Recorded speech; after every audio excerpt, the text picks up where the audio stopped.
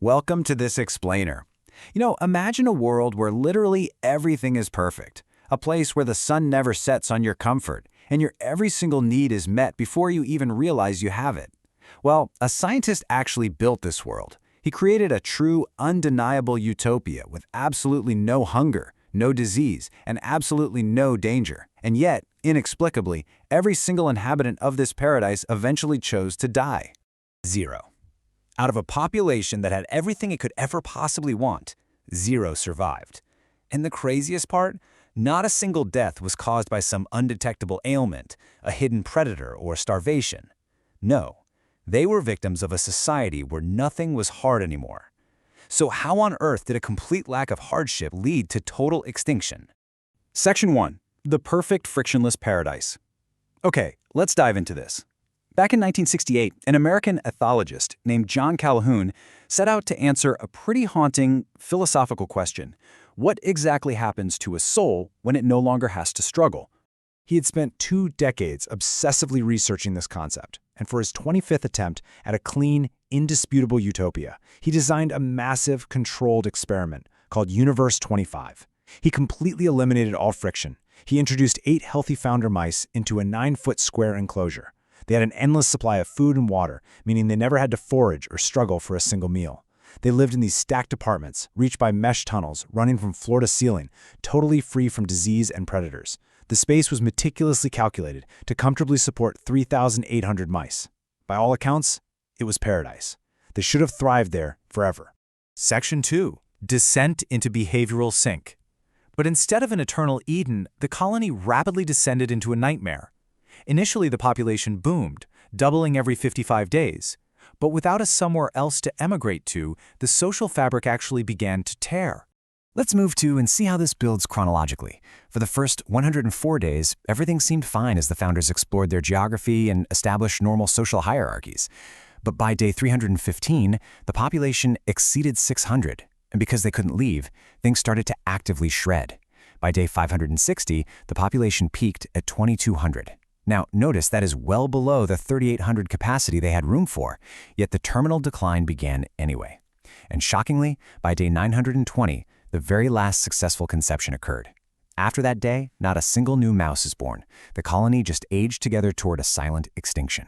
The defining characteristic of this collapse is what Calhoun termed a behavioral sink. It was a total systemic collapse in normal behavior. Basically, some mice just became frantic. They crowded compulsively around a few specific feeders, refusing to eat unless other mice were present, while perfectly good food sources sat completely untouched nearby.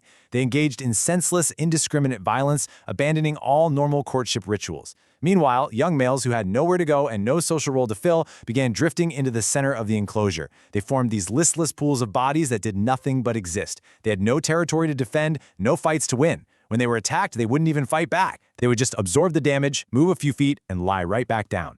The psychological pressure of this fractured environment was perhaps most horrifying for the mothers. In a healthy colony, males protect the territory. Here, as the nest collapsed, males simply stopped protecting their families altogether.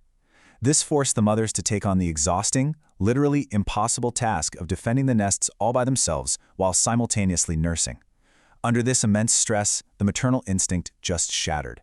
Mothers turned on their own young. They abandoned their pups, forgot which offspring even belonged to them, and in the darkest stretches of the colony, they actually began eating their own young.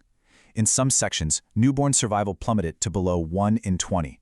Calhoun realized that while the physical bodies of these mice were still alive, the underlying structure that held them together as a functioning species was effectively dead. Section 3. Rise of the Beautiful Ones. From this violent chaos emerged a final, chilling generation that Calhoun called the Beautiful Ones. Now, what's really interesting about this slide is the stark, disturbing contrast between their physical and psychological states. Physically, they were immaculate. They had perfect fur, they were completely healthy, highly well-fed, and entirely unscarred. They looked like the absolute healthiest specimens in the enclosure. But psychologically, they never fought, they never mated, they had absolutely zero social skills. They spent their entire lives just eating, sleeping, and obsessively grooming themselves. They moved through the colony as if no other mouse existed. They were functionally dead. This brings us to a profound realization from Calhoun. He said, the mice died 2 deaths, first the death of the spirit, and then the death of the body. These beautiful ones hadn't just survived the chaos by being clever. No, their nervous systems had developed in a world where every single social role was already filled. There was literally no space for them to contribute, to protect, or to strive. So, they simply opted out of being part of the species altogether. Their spirit died long before their heart stopped beating. Section 4. The true cause of collapse. For decades, people viewed Universe 25 as a straightforward warning about overpopulation or the dangers of luxury. But actually, scratch that. It's a massive myth. So the crucial point is this. A collapse is completely logical if the number of individuals capable of filling meaningful roles greatly exceeds the roles available. The real killer in Universe 25 wasn't the abundance of food, and it wasn't the physical crowding. Remember, they peaked at 2,200 in an enclosure built for 3,800.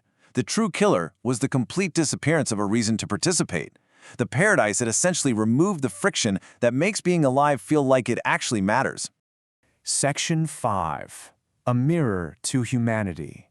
This brings us to the most uncomfortable part of this explainer. We need to hold this experiment up as a mirror. You and I are running 3-million-year-old biological software in a modern, hyper-advanced world. Which begs the ultimate question. Are we the mice? Think about human history for a second. We evolved in small, tight-knit tribes. In those environments, your reputation and your daily, tangible contribution to the group were literal survival tools. Everyone had a vital role. Today, we live in a sprawling world of 8 billion people. And in this massive sea of humanity, feeling redundant, feeling like you don't have a meaningful, necessary role to play, has become a silent, pervasive epidemic. And this brilliantly illustrates the symptoms of our own modern sink. We are already experiencing phenomena like the reverse Flynn effect, where IQ scores are actually falling for the first time in recorded history. Our digital and physical environments are highly fragmented, causing our attention spans to drop to mere seconds. Much like the mice, we are surrounded by a God's pantry of immense resources. We have supermarkets, climate control, modern medicine, yet we are experiencing absolutely unprecedented existential dread. We are the only creatures on Earth that lie awake at night terrified of our own mortality, desperately trying to build meaning in a world where our physical survival is practically guaranteed. Section 6. Creating our own friction. But look, this doesn't have to be a tragedy. That anxiety you feel when things are too routine isn't a flaw. It's a vital clue that we were fundamentally built for struggle, for overcoming obstacles, and for purpose, not just passive consumption. And Calhoun himself was not a doomer. He actually spent the rest of his career trying to figure out how to prevent the very collapse he had witnessed in his labs. He believed the solution lies in what he called ideational generativity. Because our physical space on Earth is contracting and basic survival roles are mostly filled, he argued we must extend ourselves into conceptual space. This means we have to actively build new ideas, create new networks, and forge entirely new roles that did not exist before. Because humans have the unique, incredible capacity to actually recognize the trap we're in, we can purposefully create our own friction. We don't have to wait for the environment to threaten us. We can challenge ourselves and construct our own meaning. The mice in Universe 25 didn't have a choice. Their world was entirely dictated by an outside observer, and they lacked the consciousness to change it. But we do have a choice. This experiment shows us that a life without meaningful roles is a life that slowly, quietly unspools. So I'll leave you with this final thought. Will you succumb to the path of the beautiful ones, perfectly safe, endlessly grooming yourself in a comfortable digital cage? Or will you choose to step out, actively engage with the world, and create your own friction? What happens next is entirely on us. Thanks for joining me for this explainer. I'll see you next time.